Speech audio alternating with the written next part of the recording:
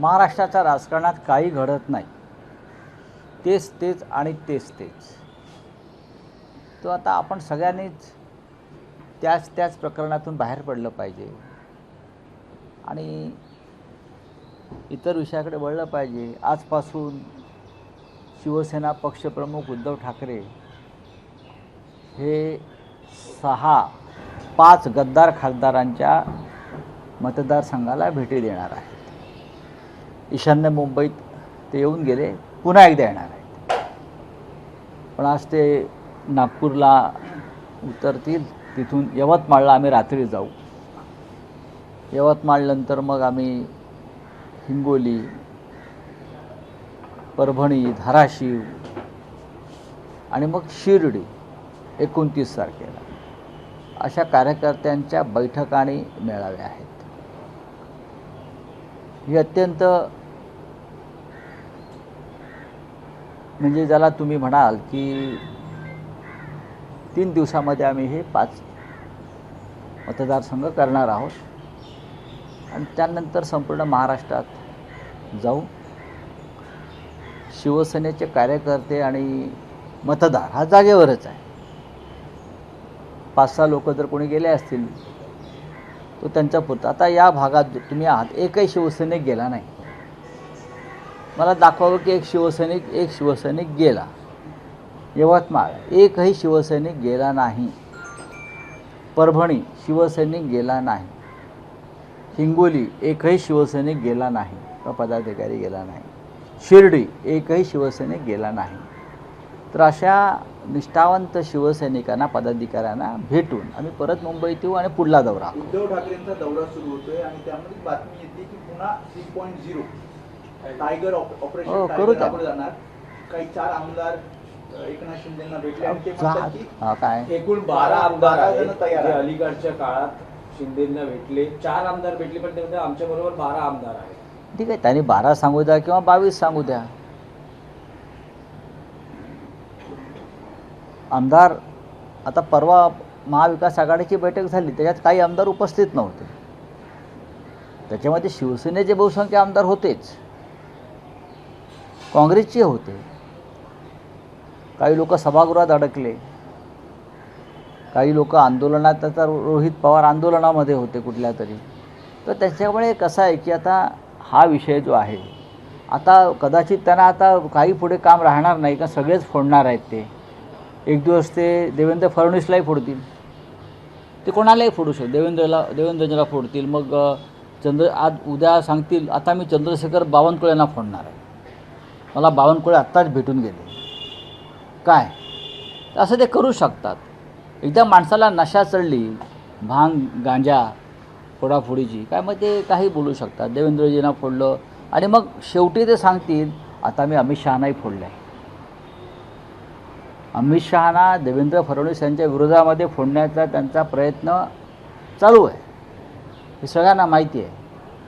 त्याच्यामुळे सगळ्यात जास्त ऑपरेशन टायगरपासून देवेंद्र फडणवीस याने सावध राहायला पाहिजे. आमचं ऑपरेशन टायगर वगैरे काय नाही, आम्ही टायगर आहोतच. आम्ही टायगर आहोत, मग ते कोण होते स्वतः ते पाहावं लागेल आधी. नाही, रावसाहेब असं आहे की ऑपरेशन टायगर हे देवेंद्र फडणवीस यांच्यामुळे यशस्वी झालं. 5 आमदार होते, 6व्या आमदाराचं मन वळवण्यात फडणवीसांनी महत्त्वाची भूमिका बजावली. शिंदेंना दिल्लीहून हिरवा कंदील जवळपास एप्रिलपासूनच होता, पण एक आमदार त्यांना मिळत नव्हता या सगळ्या गटात. ती जबाबदारी फडणवीसांनी व्यवस्थित पार पाडली आणि त्यांच्यामुळे ऑपरेशन यशस्वी झालं. बघा, प्रत्येकजण आता मीच कसं याच्यामध्ये भूमिका बजावली याचं श्रेय घेण्याचा प्रयत्न करत असतो. त्यांचे जे चमचे असतात ते अशा बातम्या देत असतात. 6 गद्दार फुटले हीच बातमी आहे. कोणी कोणाला फोडलं यापेक्षा 6 गद्दारांनी माती खाल्लं, शेण खाल्लं, लाखो मतदारांशी बेईमानी केली. जे गद्दार मशाल चिन्हावर निवडून आले होते बरं का, ते फुटले. बाकी याच्या पलीकडे आम्हाला त्याच्यामध्ये आता महत्त्व काय वाटत नाही. आम्ही त्यांना विसरलेलो आहोत. आता आम्ही जेव्हा निवडणुका होतील तेव्हा गाडण्याचं काम नक्की करू. परवा एकनाथ शिंदे असं म्हणाले की संजय राऊत जेवढं बोलतायत आमच्या विरोधात तेवढा आमचा पक्ष वाढत जातो. मग वाढू द्या ना. तुमचा पक्ष कसा वाढतो? तुमचा पक्ष वाढण्यासाठी आता परवा 6 खासदारांना 50-50 कोटी रुपये दिले. किती खर्च आहे तुम्हाला माझ्यामुळे? हां, मी बोलल्यामुळे तुमचा किती खर्च वाढतो आहे. 50-50 कोटी रुपये दिले, परत 25-25 कोटी रुपये द्यायचे आहेत. त्याच्या आधी 1000-2000 कोटी दिले माझ्यामुळे. बरं का, माझ्यामुळे तुमचा खिस्सा फाटतो आहे. ही चांगली गोष्ट आहे ना. संजय दिना पाटलांनी काल दिलगिरी व्यक्त केली. मात्र मला दिलगिरी व्यक्त करत असताना सुद्धा त्यांनी पत्रकारांनी जे काही प्रश्न मला विचारले त्याच्यामुळे मी हे सगळं बोललो असं ते म्हणाले. नाही, मला माहीत नाही.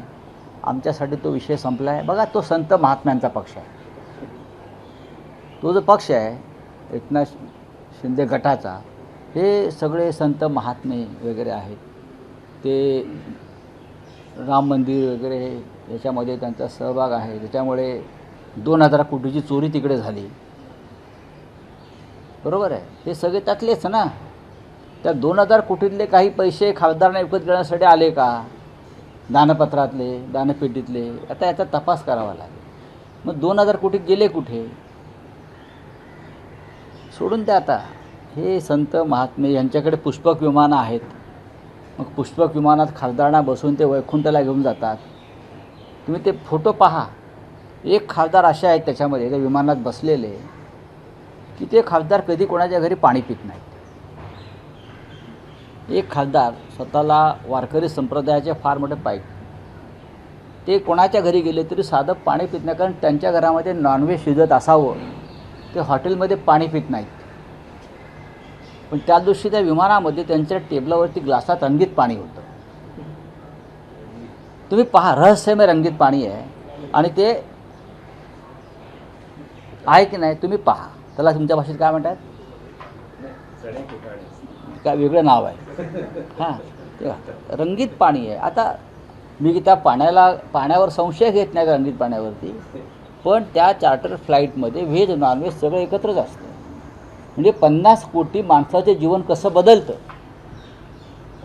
एखाद्या वारकरी संप्रदायातल्या या मानणाऱ्या या खासदाराचं. म्हणजे मी अनेक वर्ष बघतोय तो कोणाच्या घरी माणूस पाणी पित नाही. पार्टीच्या कार्यालयात आला तरी पाणी पित नाही. कदाचित त्याला नॉनव्हेजचा हात लागला असेल. पण त्या विमानामध्ये तुम्ही पहा, असे मस्त तरंगत बसलेले आहेत. समोर ग्लास आहे, ग्लासामध्ये रंगीत पाणी आहे. कोकोकोला असेल, पण ते एकदा कोकोकोलाही प्यायला नकार देत होते.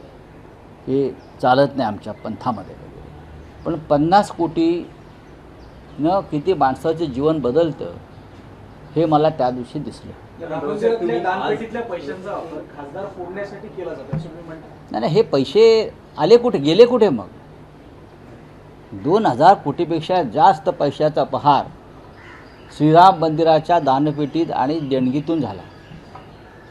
मग हे पैसे गेले कुठे? हे पैसे राजकारणामध्ये 100% आलेले आहेत. निवडणुकात आलेले आहेत. आमदार खासदार फोडण्यासाठी 2000 कोटी हा प्राथमिक आकडा आहे. हा आकडा जास्त असू शकतो असं SITचं म्हणणं आहे. जी SIT स्थापन झाली आहे त्या SITचं म्हणणं आहे. आता दानपेटी चोरल्या यालासुद्धा ऑपरेशन टायगर नाव द्या. दानपेटी चोरीचा जो काय प्रसंग घडलेला आहे, काही कोटी हजारो कोटीचा, त्याला आपण शिंदे गटाने सांगायचं हे आमचंच ऑपरेशन आहे, आम्हीच चोरल्या पेट्या. तुम्ही म्हणता की मला रिसिप्ट मिळाली नाही 1 किलोचं तुम्ही चांदीची. हो, नाही, आम्हाला रिसीट मिळाली नाही.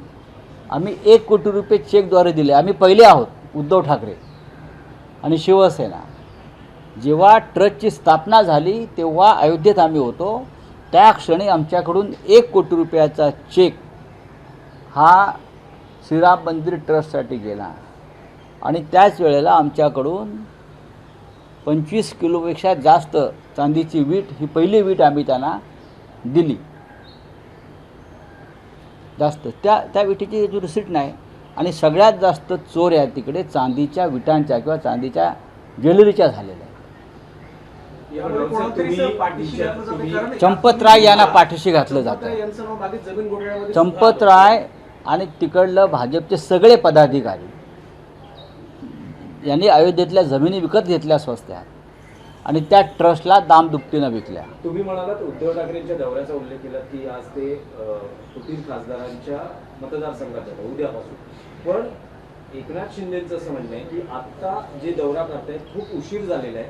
खरं तर उद्धव ठाकरेंनी याआधीच दौरा करायला पाहिजे होता. या सगळ्या खासदारांचा मुद्दाच हा होता की उद्धव एकनाथ ठाकरे- शिंदेने एक करावं हे सगळं बोलण्यापेक्षा स्वतःचा पक्ष स्थापन करावा, स्वतःचा, आणि या सगळ्या गोष्टी निवडणूक लढून झाल्यावर जो निकाल येईल त्यानंतर बोलाव्या. काय तुम्ही यांचं मनावर घेताय शिंदे शिंदे. त्यांनी स्वतःचा पक्ष स्थापन करावा, एकनाथ शिंदे यांच्या नावानं स्थापन करावा, आपल्या मुलाच्या नावानं स्थापन करावा ना, काही करावा त्याने पक्ष. आमचा पक्ष चोरत आहे, आमचं चिन्ह चोरत आहे अमित शहाच्या मदतीनं, आणि त्या चोऱ्या माऱ्या करून तुम्ही आम्हाला ज्ञान देताय. आता परत मी काय बोललो त्या चोरांना तर म्हणणार संजय राऊत बोलतात. का नाही बोलायचं मला सांगा जरा. तुम्ही एक तुमचा पक्ष स्थापन करून बघा, चालवून बघा स्वतःचा पक्ष. अमित शहाच्या जीवावर चालवू नका. मी काय म्हणतोय, अमित शहाच्या जीवावर पक्ष चालवू नका, तुमचा स्वतःचा पक्ष चालवा. तुम्ही त्या पक्षाचे प्रमुख व्हा आणि मग सांगा जे आम्हाला तुम्ही जे ज्ञान देताय ना फुकटचं, ते मग द्या. चोऱ्या माऱ्या करून लोकांचे पक्ष घ्यायचे ताब्यात, दरोडे टाकायचे, लुटमार करायचे, पैसे वाटून खासदारांना विकत घ्यायचे आम्ही आणलेले.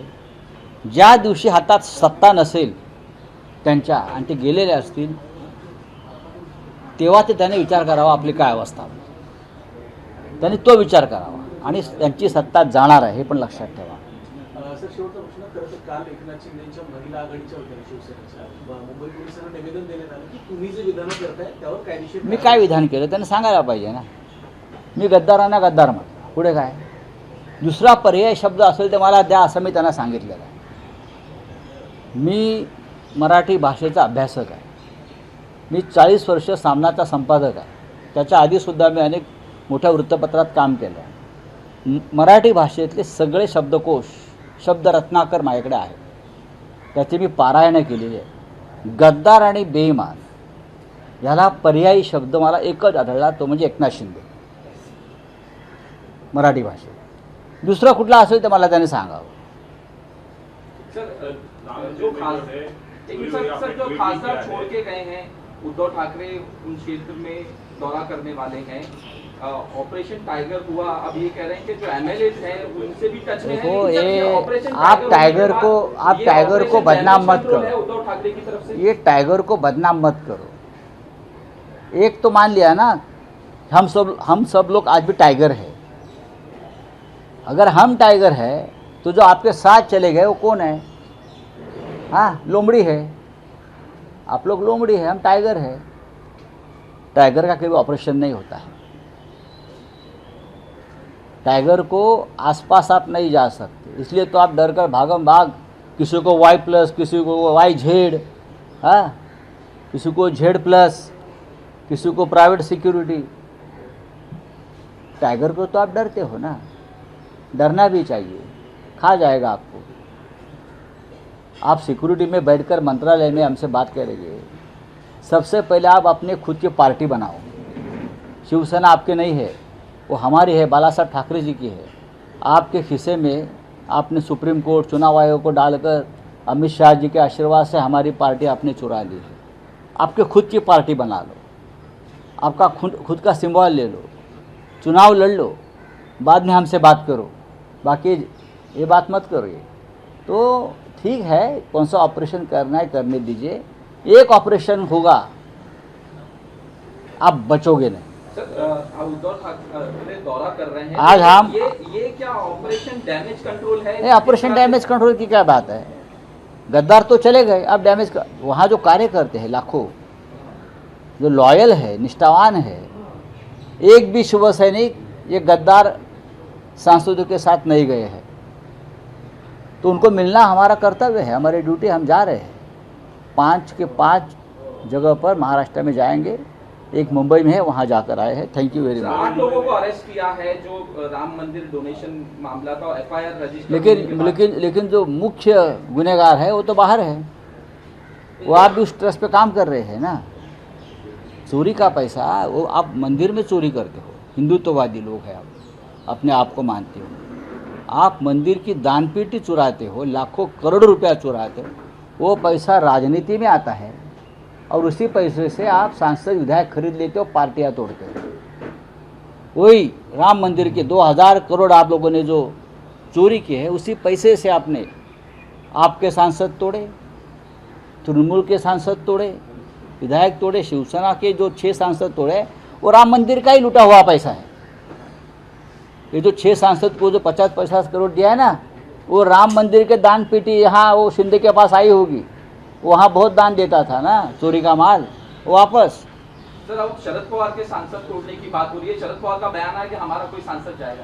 बात ऐसी है, वो कुछ भी तोड़ सकते हैं। कल एकनाथ शिंदे कहेंगे कि मैं देवेंद्र फडणवीस को ही तोड़ रहा हूँ, फिर बोलेंगे मैंने अमित शाह को भी तोड़ लिया है 500 करोड़ में। ये पागल है, ये लोग पगला गए।